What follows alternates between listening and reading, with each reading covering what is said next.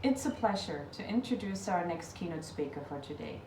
Hanna Meretoja is Professor of Comparative Literature and Director of CELMA, the Center for the Study of Storytelling, Experientiality, and Memory at the University of Turku, Finland, and in 2019 to 20, a visiting professor at Exeter College, University of Oxford, and Oxford Center for Life Writing. Most of her research deals with issues of narrative agency, narrative identity, narrative ethics, cultural narratives, and cultural memory. Her monographs include The Ethics of Storytelling, Narrative Hermeneutics, History and the Possible, and The Narrative Turn in Fiction and Theory, The Crisis and Return of Storytelling from Rob Riley to Tournier. She has recently co-edited with Colin Davis the Routledge Companion to Literature and Drama and Storytelling and Ethics, Literature, Visual Arts, and the Power of Narrative. I'm very much looking forward to her talk, Narrative Agency, Pandemic Imagination, and the Story of War. And please join us for the live Q&A discussion after the talk. A link will be provided. Hello, I am Hanna Meretoja, Professor of Comparative Literature from the University of Turku, Finland, and I'm currently a visiting scholar here at the University of Oxford, UK, where I'm in the middle of the lockdown.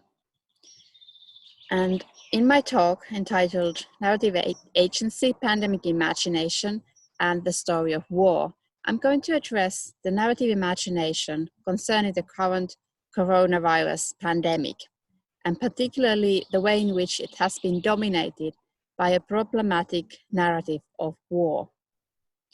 I will use as an analytic lens my theorization of narrative agency. But first, a few words on the narrative of war in the context of the current global health crisis. Narrativization is a central mode of communication and sense-making. As the coronavirus pandemic is unfolding and changing the world before our eyes, a story of war has come to dominate the public imagination, particularly the way the pandemic is narrated in politics and the media. President Donald Trump has branded himself as a wartime president. He calls the pandemic the worst attack ever on the United States. He says this is worse than Pearl Harbor. This is worse than the World Trade Center. We must act like any wartime government, declared Prime Minister Boris Johnson here in the UK, taking on a Churchillian pose, and President Emmanuel Macron asserted multiple times in his televised speech, "We are at war." All of these leaders have launched a war against what they call an invisible enemy. The media and health organizations have also widely adopted the military vocabulary. In their reporting, doctors are fighting on the front line, and an army of volunteers helps them, and the NHS, the National Health Service here in the UK, and we are asked to come together in a joint war effort. It is easy to understand why the narrative of battle may seem attractive. It attributes agency to us at a time when we feel helpless, with few weapons to fight a virus, with no cure and no vaccination. Instead of positioning us as passive victims, the narrative of war turns us into courageous soldiers in a fight against a common enemy. Comparisons to the Second World War have been particularly prominent. The war metaphor has been used to convey the gravity of the situation and to justify the emergency legislation and the suspension of certain civil liberties and rights. In Finland, the references have been particularly to the spirit of the Winter War, which is an important part of Finnish national self-understanding and mythology. That is the idea that we can overcome a massively more powerful enemy, such as the Soviet Union in the Winter War, if we just pull together with enough grit, courage, and willpower.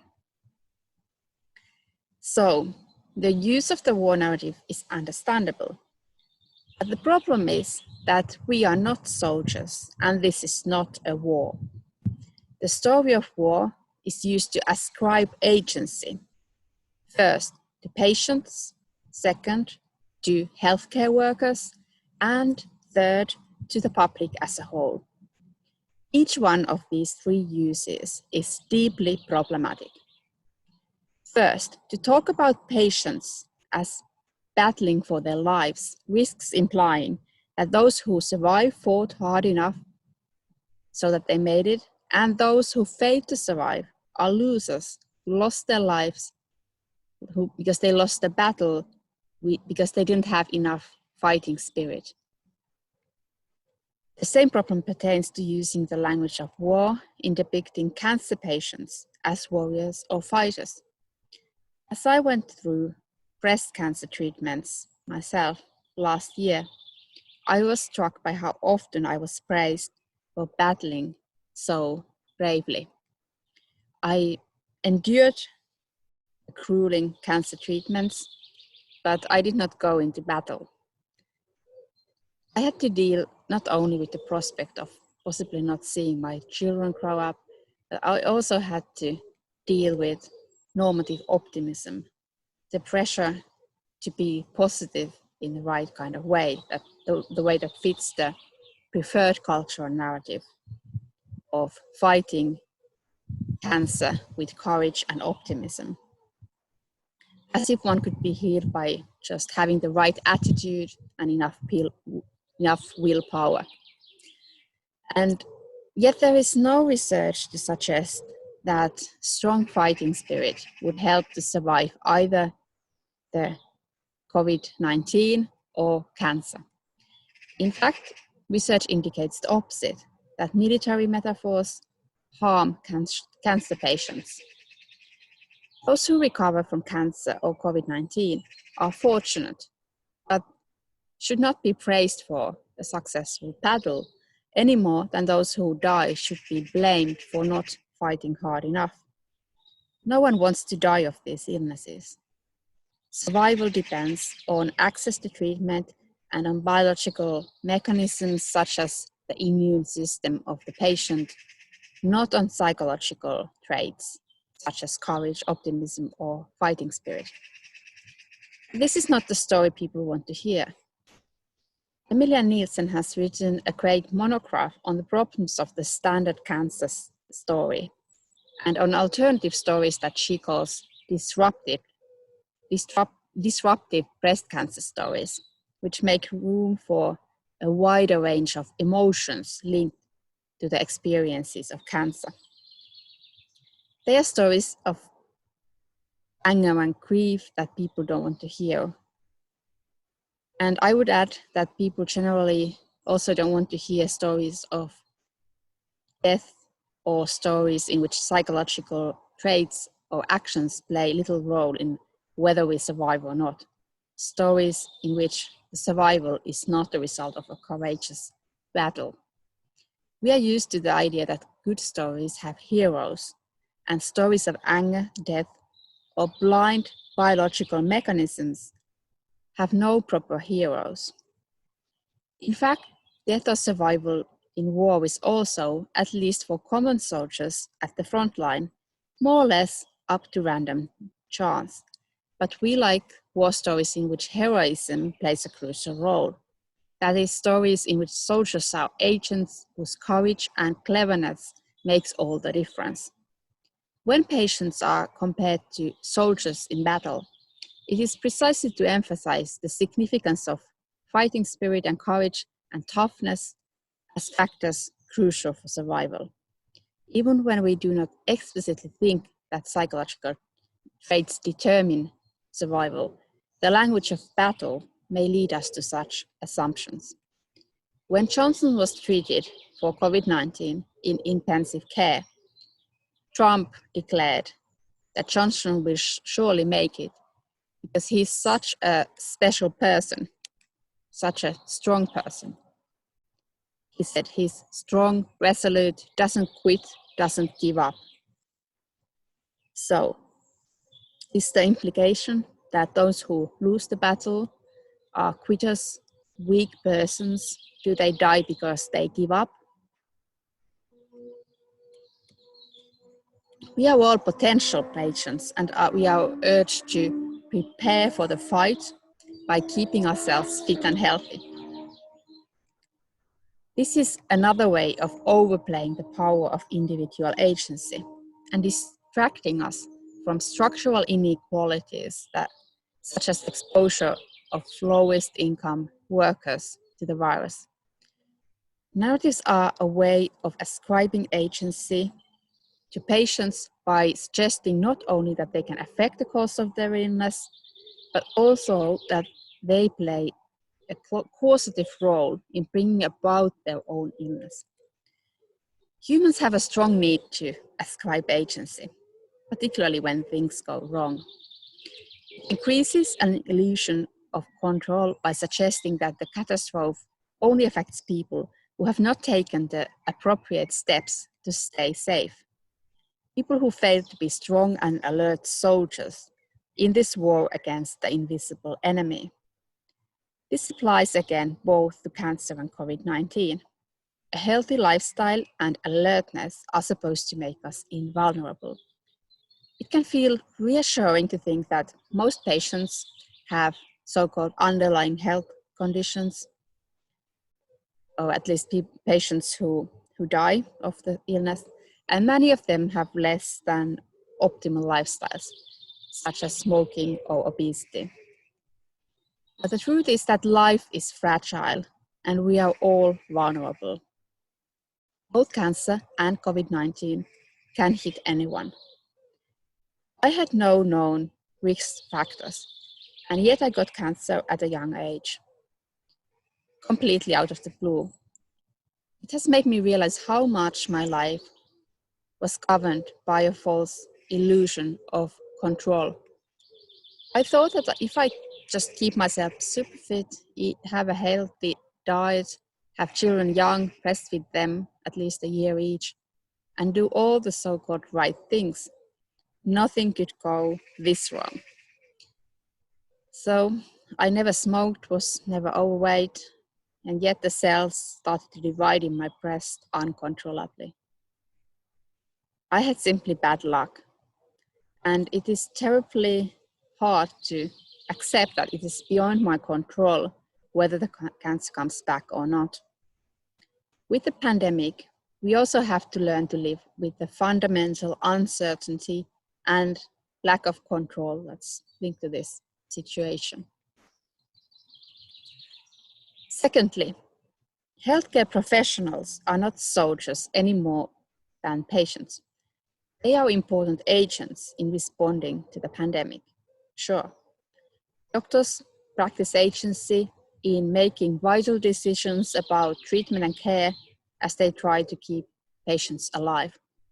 And researchers around the world are key agents in the joint endeavor to develop tests, drugs, and vaccines.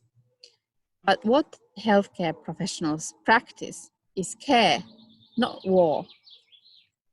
As Elena Cucceiro and Maria Del Vico point out, universal access to healthcare is essential to what peace should be about.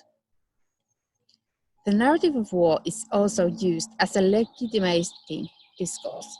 Wars inevitably have casualties. Wars require sacrifice. The narrative of war heroism is used to justify putting health workers at risk and often at minimum wage. Nurses in particular are sent to the front line with low pay and no protective equipment. They are expected to sacrifice their lives in a war that the nation is waging against the common enemy. But as the palliative care doctor Rachel Clark says, health workers have signed up to save lives, not to kill, and yet they are offered military flight pasts and medals, although they would rather get masks and gowns. Most low-paid health workers would rather receive proper salary than be war heroes. Throughout history, soldiers have been treated as expendable instruments that can be sacrificed for a greater cause. Third, the pandemic affects everyone. But just because working together to stop the pandemic is a joint endeavor, doesn't make it a war effort. The war narrative tends to be linked to romanticized, nostalgic, and false conceptions of war. The analogy is misplaced for numerous factual reasons. For example, as the historian David Edgerton puts it, the Second World War generally saw increases in economic output and the movement of people and goods, as people were brought together in barracks, factories, trains, and ships. He asserts that war and dealing with pestilence only have in common that they both involve strengthening state power and spending, and both require collective action. Also, the sensory experience of the pandemic and an armed conflict are completely different. So we are collectively crucial agents in the effort to stop the pandemic, but that agency can be framed and narrated in many different ways.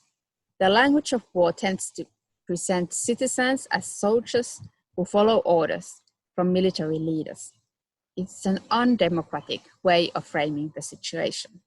It is interesting that particularly macho-style male leaders, such as Trump and Johnson, have resorted to the narrative of war, while female leaders have generally avoided it.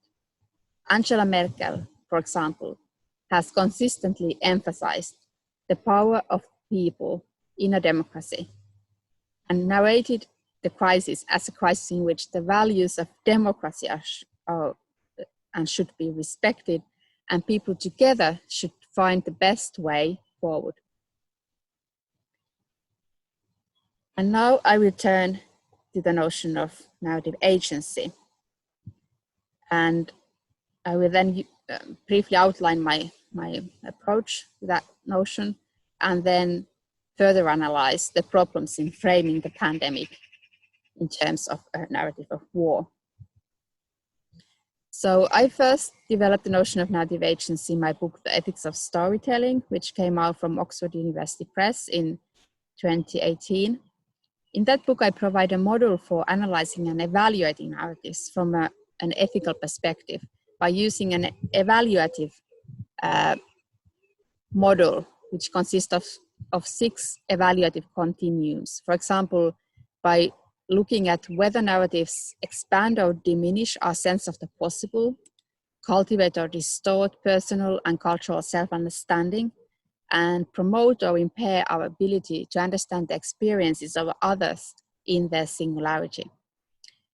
If you're interested in that model, you can have a look at the chapter 3 of my book. But now I will turn to the notion of narrative agency.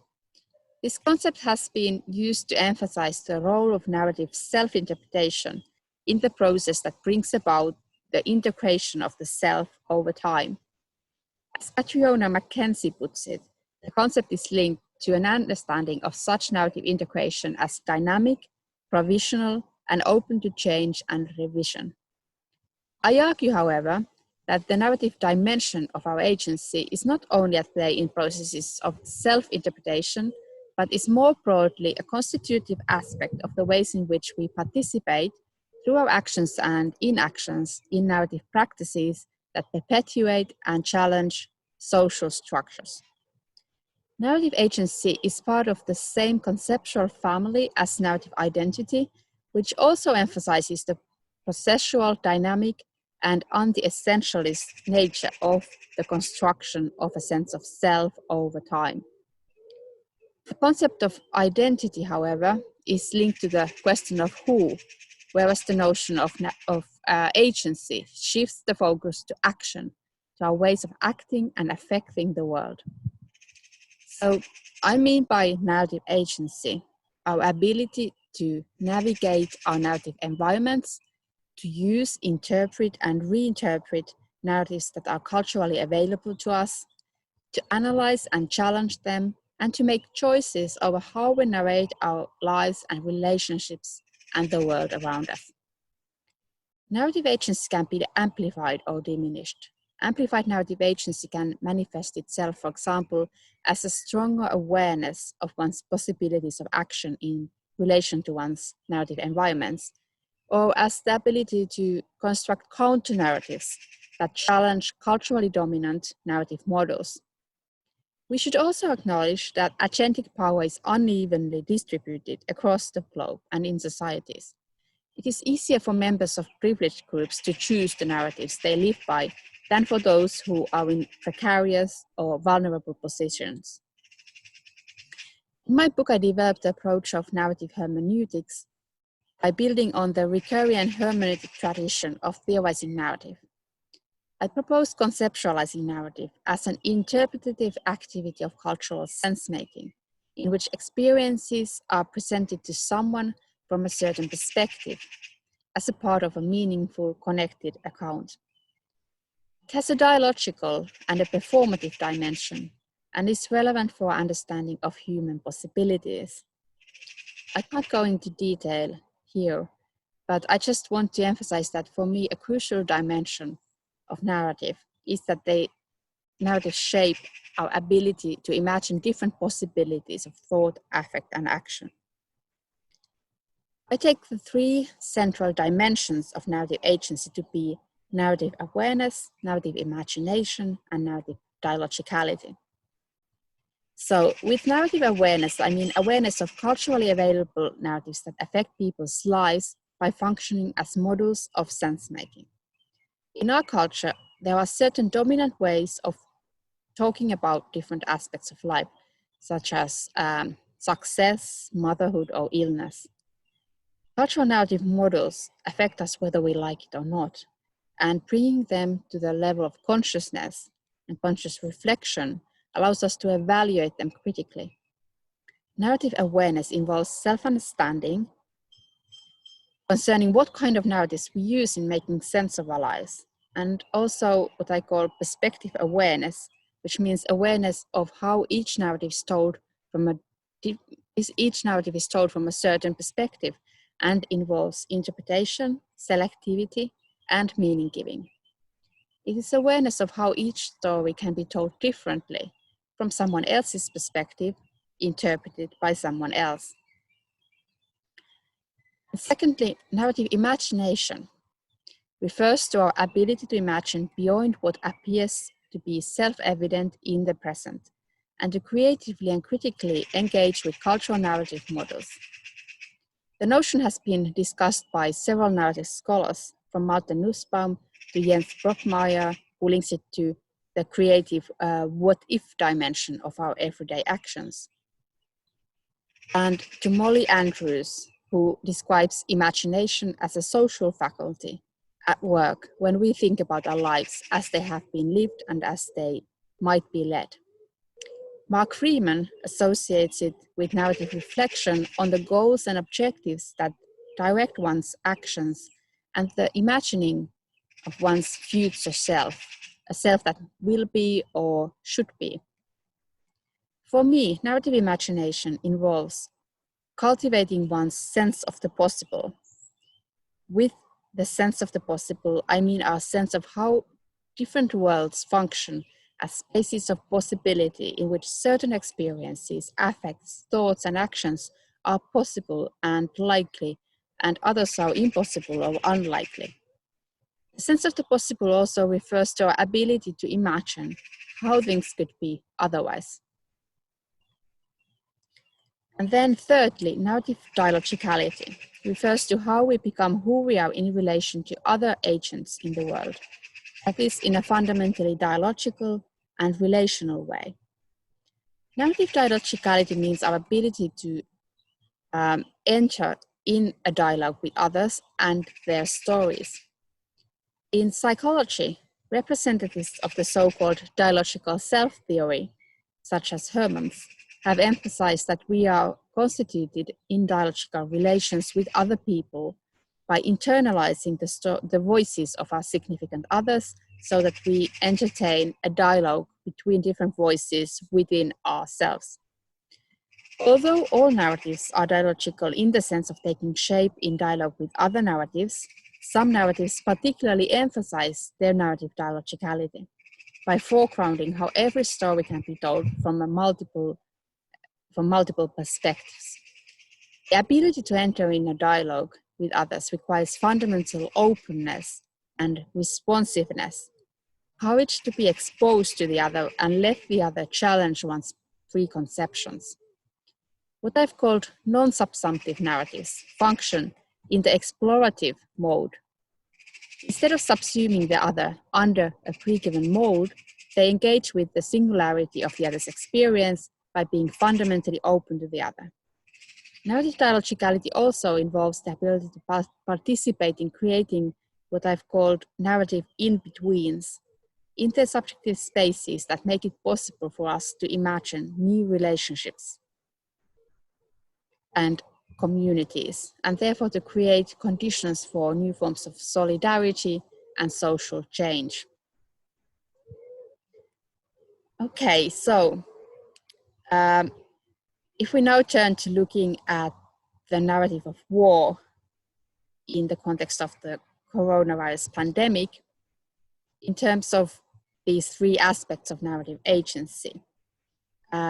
First, in terms of narrative awareness, I would say it's pretty clear that the pandemic narrative of war does more harm than good to our narrative awareness. It may reinforce a sense of crisis, sure, but it directs us to a false analogy. It makes us think of the pandemic as a crisis like a military conflict, even though a crucial difference is that a military crisis takes place between human agents. A military conflict is man-made. The enemy is human. The enemy makes plans, it has objectives, strategies, tactics. It attacks us, defends itself, responds to our actions. The coronavirus, in contrast, does not have human intentions or strategies. It's part of a biological process, and even if we anthropomorphize it, it's not in the so-called self-interest of the virus to kill its hosts, as that makes it more difficult for it to survive and spread. We should remember that the virus is not aiming to kill humans. It's not aiming to do anything at all. It is questionable to use that kind of language because the virus has no consciousness. It's not capable of rational planning. When we talk about the virus as if it were a human agent, we anthropomorphize it, and we thereby we lose sight of the randomness of who happens to survive, who happens to be killed. Even more importantly, though, resorting to the narrative of war means missing the opportunity to understand the complexity and specificity of the pandemic. It blinds us to the uniqueness of, for example, the sensory experience of the pandemic. That is, what it feels like to be in this situation, to live in isolation and uncertainty for weeks and months, having far more information available than we are able to process, which is completely different from what it was like to be isolated somewhere in the countryside during the Second World War, for example. The war narrative is also not helpful in understanding the social and economic challenges the pandemic engenders and the possibilities it opens up. These possibilities lead me to the second issue, that of narrative imagination. So not only is the analogy of war misplaced on factual grounds, it is also a way of missing the opportunity to cultivate a pandemic imagination that builds on the narrative imaginary of peace, solidarity, and social justice, rather than on the destructive and divisive imaginary of war. The narrative of war affects our sense of the possible. That is, our ability to imagine different routes to different futures, and our sense of how things could be otherwise. If we fixate ourselves on the war narrative, we miss crucial possibilities concerning the future, such as the possibility to build a more sustainable and just world for future generations. Instead of seeing the pandemic in terms of survival of the strongest or nations competing in the war against the virus, shouldn't we see it as a lesson on the fragility of life? The Queen here in the UK asks us to take pride in the British response to the crisis, but isn't this a time when humility takes us further than pride? Isn't this a time when we need to leave behind an unsustainable way of life and imagine a better world? Instead of narrating the pandemic as a story of war, we could narrate it as a still open-ended story of a point in history in which humankind faces the opportunity to choose between routes to different futures. We could narrate it in a way that helps us build a more sustainable world based on solidarity, care, a sense of vulnerability and connection. It's a story of a historical crossroads in which we face the possibility to develop new forms of solidarity based on a more acute understanding of how we are fundamentally dependent on one another as inhabitants of a shared planet. And this brings me to the third and final issue. So what does the narrative of war look like from the perspective of narrative dialogicality? What does it do to human relationships, to the forms of relationality in which we are entangled? More than anything, the narrative of war turns people and nations against each other. It is a divisive narrative that emphasizes competition. We see every day charts in the newspaper, in media, that compare how well different nations are doing in the war or race against the virus. Countries are grouped to winners and losers. The narrative of war is typically used in a nationalist context as a call to arms. It is addressed to a nation, to a people, to build unity against a joint enemy. This is a dangerous narrative given that the pandemic shows precisely that international collaboration is needed to stop the virus from spreading. And it is a dangerous narrative because we should learn from the pandemic that our joint vulnerability and fundamental dependency on one another are inevitable and not necessarily a bad thing. This crisis is an opportunity to embrace our shared vulnerability, dependency, and destructibility as a crucial and inescapable dimension of the human condition. We tend to idealize agency that is linked to autonomy, control, and independence. But agency is also about the ability to respond to others, to their touch, thoughts, needs, and affection, the ability to share experiences, anxieties, and hopes, to be attached to and to care about beings beyond ourselves. We could foster narratives that emphasize agency that is linked to our ability to deal with uncertainty, precisely by sharing that experience with others. We could see this aspect of our agency as a strength that we can cultivate together. Narrating the pandemic in a way that embraces our shared vulnerability could help us imagine a society that takes as its central starting point our interdependency. The fact that we are all in need of care and support at various stages of our lives. No one survives alone. No one thrives alone. This way of thinking renders problematic the neoliberal idea of self-sufficient individuals who can control their lives autonomously, the idea that hard work and clever use of one's resources automatically leads to success and invulnerability. The pandemic could be an opportunity to build a new narrative in between that encourages solidarity between people, nations, species, different groups and communities. In one way or another, we are all in this together. But at the same time, it is crucial to acknowledge that due to structural inequalities, the pandemic affects certain groups and certain countries much more severely than others. Acknowledging both our togetherness as inhabitants of a shared planet and the structural inequalities could be a starting point for a global narrative in between, which strengthens a sense of solidarity across differences. Okay, so to conclude, if we turn away from the narrative of war, we can envision how a new global awareness of mutual dependency could give rise to a new sense of solidarity, which could help us build a more socially and environmentally just world for future generations. We are standing at a historical crossroads in which political decisions could save and cost millions of lives. It is a point in history in which some leaders resort to the rhetoric of war, while others emphasize the power of the people in a democracy.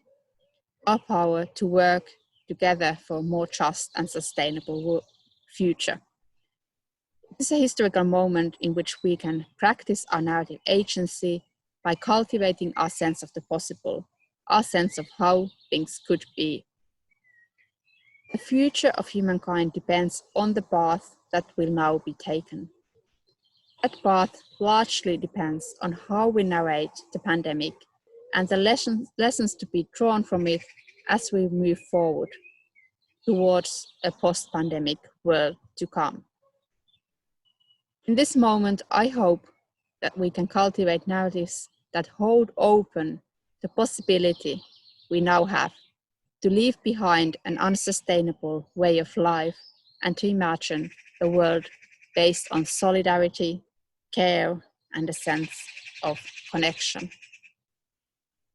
Okay, thank you. Thank you for listening.